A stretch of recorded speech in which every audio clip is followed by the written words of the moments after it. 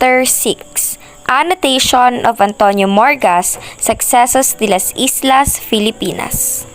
A. Who is Antonio de Morga? B. Purpose of Rizal's annotation to Morga'S Sucesos de la Isla Filipinas. C. Rizal emphasized in annotating Morga'S Sucesos Islas de Filipinas. D. Importance in annotating Morga'S Sucesos Islas de Filipinas. Good day! We are the Group 1, and we are the reporters for today's discussion. Here are the list of the group members. Kick. Good day everyone, I am ALFRED and MARTUS, a BPED 2A student, and today we are going to tackle about who is Dr. Antonio de Morga. Antonio de Morga Sanchez Garay was born in 1559 in Sevilla, Spain. He served the Viceroyalty Virreinato of Nueva España, Mexico, Peru, and the Captaincy General or Capitania General of the Philippines. The value of Antonio de Morga Sucesos de las Islas has long been recognized, a first-hand account of the early Spanish colonial venture into Asia. It is the first history of the Spanish Philippines to be written by a layman rather than a clergyman. In 1609, Dr. de Morga was a judge of the Royal Audiencia, the appellate court which kept an eye on the Governor-General and the colony's coffers. His book, Sucesos de las Islas Filipinas, was published in Mexico where he returned after a polemical term of office in the Philippines. Jose Rizal considered the Sucesos as invaluable historical source because it was the earliest written by a layman. Most of the accounts of the conquest and colonizations were written by friars of the religious orders. They wrote disparagingly about the lifestyle, cultures, and spiritual beliefs of our ancestors. Morga'S work was translated into English by Lord Henry E.J.S. Stanley for the Hackworth Society of London, an esoteric group of history buffs and geographers. The society published accounts of noteworthy voyages and discoveries that encouraged conquest and colonization. Rizal's pen pal, Professor Ferdinand Blumentritt, once suggested that he write a Philippine history book. Rizal felt he neither had the time nor the energy, so he annotated Morga'S Sucesos. The British Museum had an extensive collection of what we call now Filipiniana. Hi, good morning everyone. I am JUDE and I am one of the reporter of our report or topic, which is who is Antonio de Morga. So to continue, in 1980 in Paris, a book was published with the title Sucesos de las Islas Filipinas por el Dr. Antonio de Morga. Obra publicada en Mexico el año de 1609. So, it was published in Mexico in 1609. Brought to light once again and annotated by Jose Rizal. So, Sucesos de las Islas Filipinas is, the meaning of that is, it is the event that happened during the Spanish time in the Philippine island. So, the author of that book is Antonio de Morga or Dr. Antonio de Morga. Rizal's No Limit Tangere in 1887 depicts the actual state of our country and the effect that the novel had made him realize. He had to delve into our past. So the meaning of delve, so he must research deeply to better judge the present and to measure the path we have taken during the past 3 centuries. So habal ni Rizal, ang para ko na makaobra siya sang history or makaobra siya sang book, hindi man pwedeng pabuangan niya da obra, which is wala research or wala reflection from the past. Minahambal niya, we have to delve into our past to better judge the present. So we need to research gid. So mina siya to nakuha diri nga lesson, we have to research kuno delve into our past to better judge the present. So mina para maka-reflect sa atong present and to measure the path we have taken during the past 3 centuries. So mina para ma-compare mo if ano na kalayo or ano na ang mga achievements or improvement during the past, then compare mo kung para sa subong nga panahon na. So mina siya imong makuha nga lesson dira. So Rizal faithfully transmits the words of Morga, editing only the punctuations of the original, modernizing the spelling for easy reading. So gina-modernize niya ang spelling and in order for us to know it better. It is also for us to understand it easily. Kay we all know naman nga ang native language, ang native English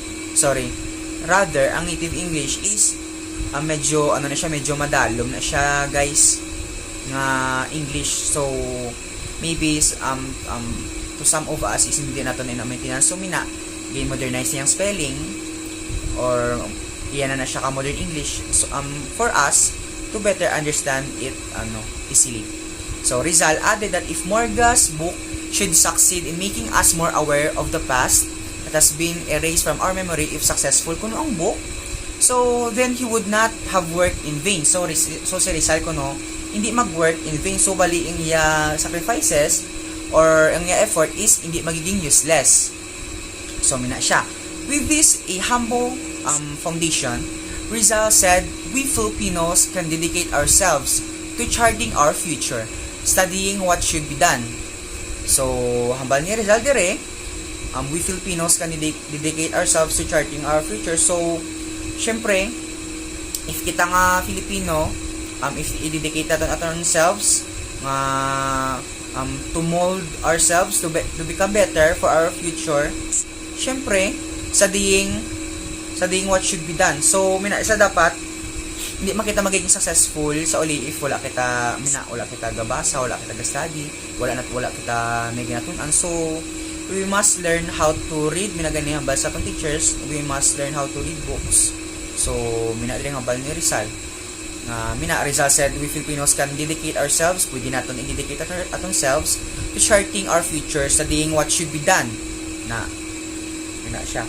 So Rizal's account of the voyage of Adelantado Alvaro de Mendaña de Niera on the island, on the discovery of Solomon Island, was published in his book La Voz de Galapagos, or The Voice of Galapagos. Rizal wrote death has always been the first sign of European civilization as it presented itself in the Pacific. So mina siya. So sa akon nga report this morning, so akon diri lang nakuha ang lesson as your reporter or as a reporter of this topic is ang goal diya, guys, nga sang in Rizal's annotation to the book of Morga, Sucesos de las Islas Filipinas, was to he need to fix things, minambay gani agina, gi-modernize niyang spelling at mga punctuations, and also he need to reclaim the peoples of the Philippines, or to educate, inform, or to add on nga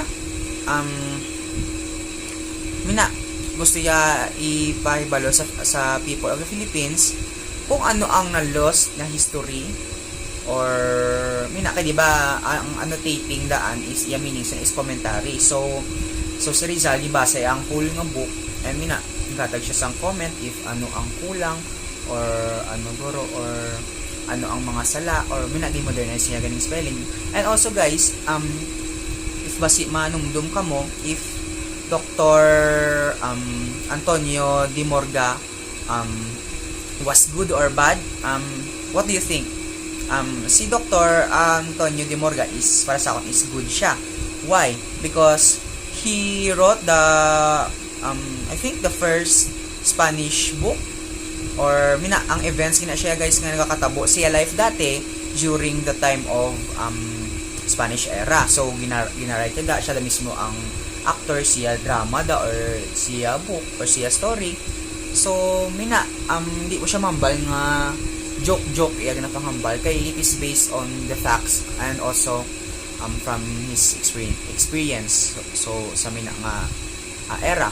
And also manambal ko man nga good siya it is because nga hindi man siya or against man siya sa religious group nga kabalo mag magic so which is hindi mayo like ginapangbaliskad nila ang kunwari pag-ara na sa hukom parang baliktad nila ang mga story mina ang Pinoy na permi may sala minimo to so usually ang Pinoy ang permi na ginataga ang punishment kag mina ang mga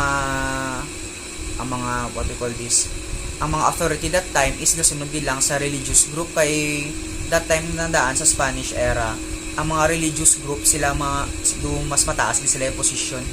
Otherwise if hindi ka magsunod nga nga official or in authority that time ay pili ka it's either masunod ka or puklaw ka sa obra so mina. And yeah, also I want to point out that we should be thankful to Dr. De Morga that he was able to publish this book in 1609 and mina gadugang siya sa aton nga pag-acknowledge and information about our past during the Spanish time. So let us be thankful for that person, especially kay Dr. De Morga and also to our national hero which is Dr. Rizal who annotated the book of Dr. Morga. Kay ang ila effort nito is para man ini sa atong country which is the Philippines. So that's all. Thank you. Good day everyone, I am ROWENA B. Galoyo and I'm going to discuss about the purpose of Rizal's annotation to Morga'S Sucesos de las Islas, Filipinas. Rizal was an earnest seeker of truth and his mark him as a historian. He had a burning desire to know exactly the conditions of the Philippines when the Spaniards came ashore to the islands. His theory was that the country was economically self-sufficient and prosperous, entertained the idea that it had a lively and vigorous community. He believed the conquest of the Spaniards contributed in the part to the decline of the Philippines' rich tradition and culture. Jose Rizal believed that Filipinos had a rich culture and tradition before the Spanish occupation. He attested to this theory when he discovered Dr. Antonio de Morga'S Sucesos de las Islas Filipinas in Europe, wherein the hand-copied 351 pages of the book preceding the annotation of every chapter.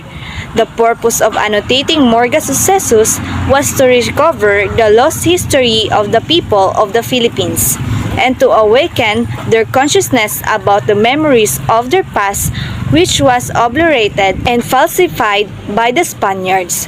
Rizal wanted to propose that the Philippines had its civilization and culture before the Spanish came, and it was only destroyed and demoralized during colonizations. Since the Spanish embedded in the minds of the Filipinos that the Philippines had no former civilization, Rizal refuted the claim by making Morga'S Sucesos by tangible proof to attest that Filipinos lost their old tradition when Spaniards occupied the country. The Spaniards made the Filipinos ashamed of their own culture, which stripped off their true identity. They gave up their soul and abandoned their ideologies to grasp other doctrines, which did not understand. Ferdinand Blumentritt, along with Rizal, wrote a foreword to acknowledge some significant points. He mentioned that the Filipino race was not inferior. Spaniards have to correct their untrue justification that Filipinos were the children of limited knowledge because the Filipinos were just denied of having their equal rights and opportunity to head for a government and to do other reforms. On the other hand, Rizal wanted to give Filipinos their voice by entering into the point of view of Morga. and he answered him by making annotations with the written document of the said conquistador.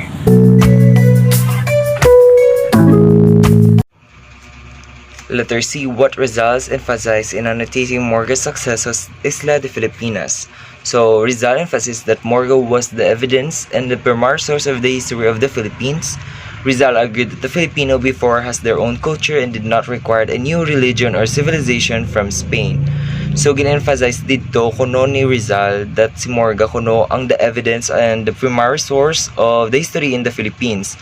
Pero gin-argue that ni Rizal nga wala nagdepend ang Philippines sa iba niya religion or civilization kay gapati si Rizal nga before paginsakop sa Spaniards ang Philippines may ara na nga daan sang old culture, beliefs, and etc.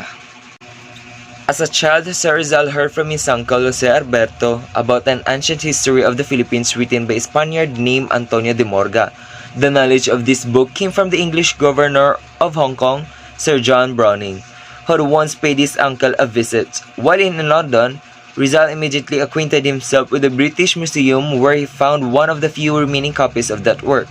At his own expenses, he had the work republished with annotations that showed the Philippines was advanced civilization prior to the Spaniard conquest. Agustin Caraig, an early biographer of Rizal, translated into English some of the more important of these annotations. So, Jose Rizal, may nabatian sa nga istorya from si Uncle kay Jose Alberto about sa history of the Philippines. Nga si Morga ang nag-write sini, ang author. So, habang si Jose Rizal, nga ara sa London, he acquainted himself with the British Museum where he found out some one of the remaining copies of that work, and ginobra niya is ginrework kag nagrepublish siya sang new book kag gin-highlight niya to ang some important annotations. So here are the excerpts of Rizal annotations to inspire young Filipinos of today. To the Filipinos, in Noli Me Tangere, the social cancer I started to catch the present stage of our native land, but the effects which my effort to produce made me realize that before attempting to unroll before your eyes the other pictures which were to follow, it was necessary to first to pose you on the past. So only can you fairly judge the present and estimated how much progress has been made during the 3 centuries of the Spanish rule. So, like almost of you, I was born and brought up in ignorance of our country past, and so, without knowledge or authority to speak of what I neither saw nor have studied, I deem it necessary to quote the testimony of an illustrious Spaniards who in the beginning of the new era controlled the destinies of the Philippines and had a personal knowledge of our ancient nationality. In its last day, it is then shade of our ancestor civilization which the author will call before you, if the work serves awaken in your consciousness of past and to blot from your memory or to rectify what has been falsified or calumny, then I shall not have labored in vain. So with the preparation slight, thought it may be, where we can all pass the study of the future wrote in Rizal in Europe. So nagbilin there is si Rizal, guys, sang what do you call of this, sang inspirational message to the Filipinos that we should treasure and we should learn from the past. We should not forget the past. We should not forget aton mga ancestors, sila mga experience sa Spaniards era. And sa new beginning, we should do our best to not to repeat the history. And amuna na siya, guys. Governor Morga was not only the first to write but also the first to publish the Philippines history.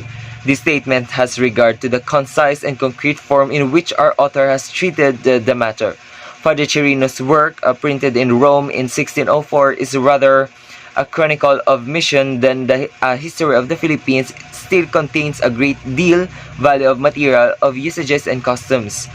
The worthy Jesuit, in fact, admit that they abandoned writing a political history because Morga had already done so. So one must infer that he had seen the work in the manuscript before leaving the island.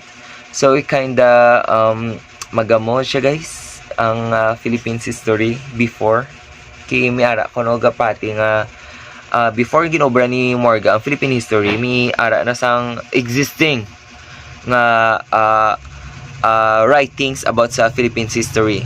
So kinda ano siya guys, magamo aton Philippine history, but sa next topic mas more on matakal dito para maintindihan naton kung ano gid man ang tutuod nga Philippine history, kung sino nag-publish gid ang tutuod gid nga history, Philippine history rather. Hi, I'm Crystal, Shane, and Cordero, and today I'm gonna discuss the chosen items from the annotations. So by the Christian religion, Dr. Morga appears to mean that the Roman Catholic, which by far and sword he would preserve in its purity in the Philippines. Nevertheless, in other islands, notably in Flanders, this means that we're ineffective to keep the church unchanged or to maintain its supremacy or even to hold its subjects. So, this centuries ago, it was the custom to write as intolerantly as Morga does. But nowadays, it would be called a bit presumptuous.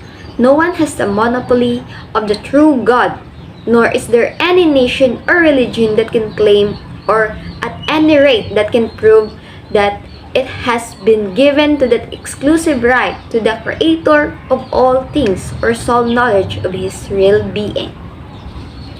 In the civilization of the pre-Spanish Filipinos, in regard to the duties of light, that age was well advanced as the Morga history shows in its 8th chapter. Morga shows that the ancient Filipinos had army and navy with artillery and other implements of warfare.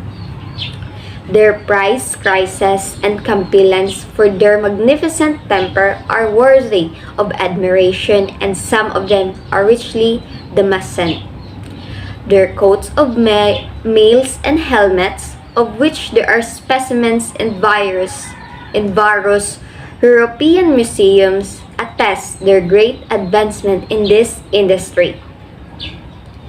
In the native Manila rulers of the coming of the Spaniards, Raja Soliman, or also known as Raja Morang or Young King, in distinction from the old king Rahang Matanda, historians have confused this personage because the artillery cast for the new stone fort in Manila says that Morga was the hand of the Asian Filipino.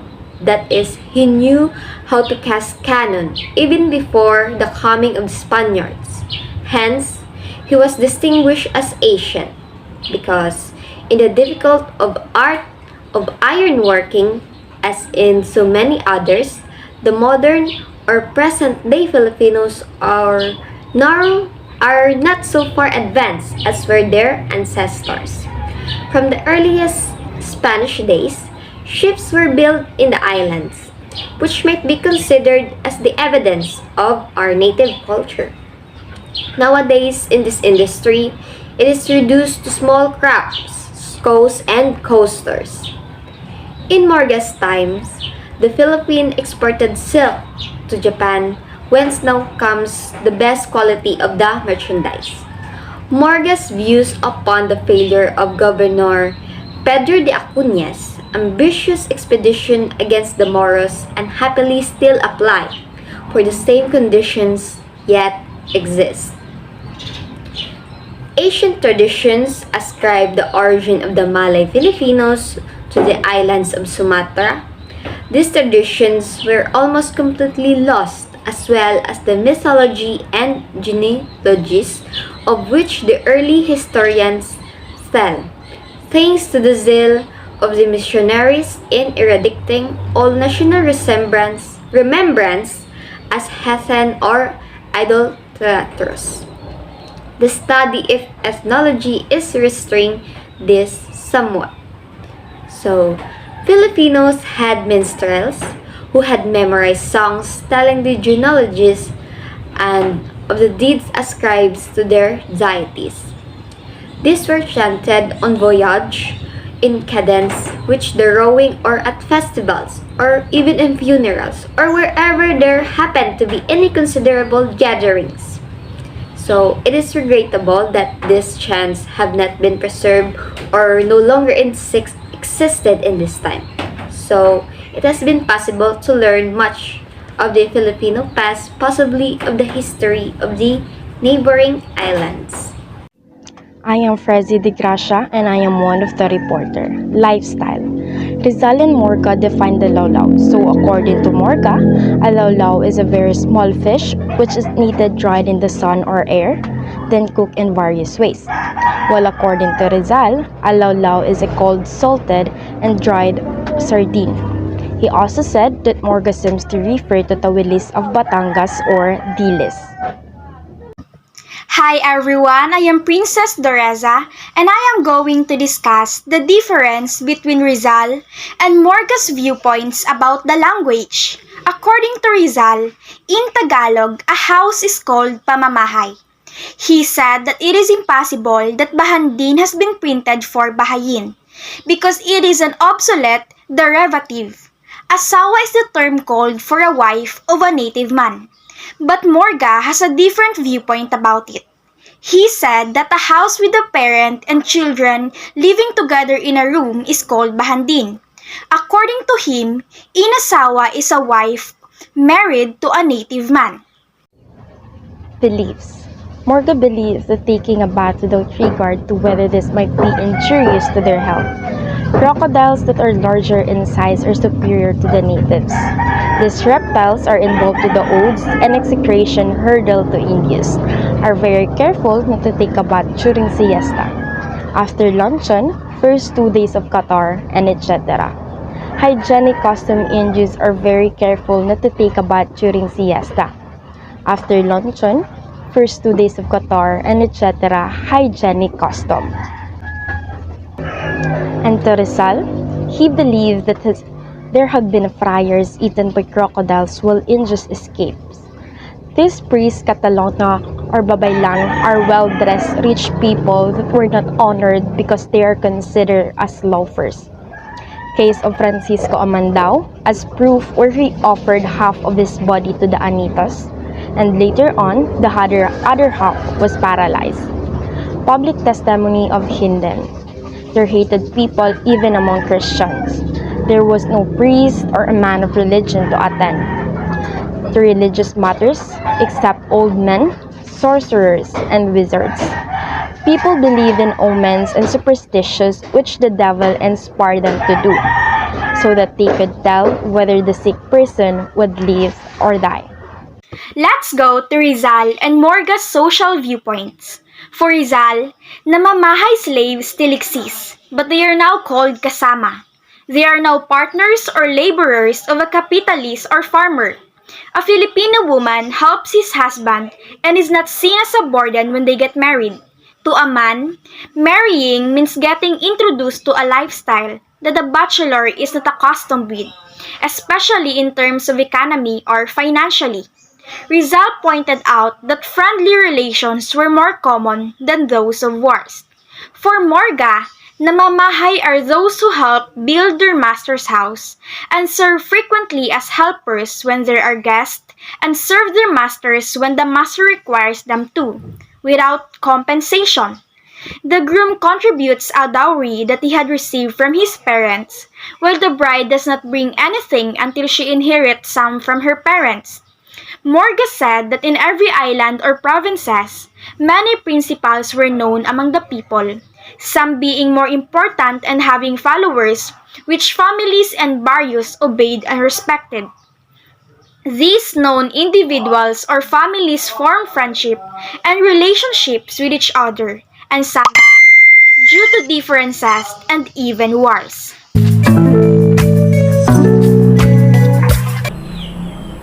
Good day!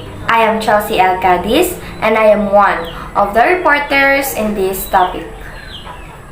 D.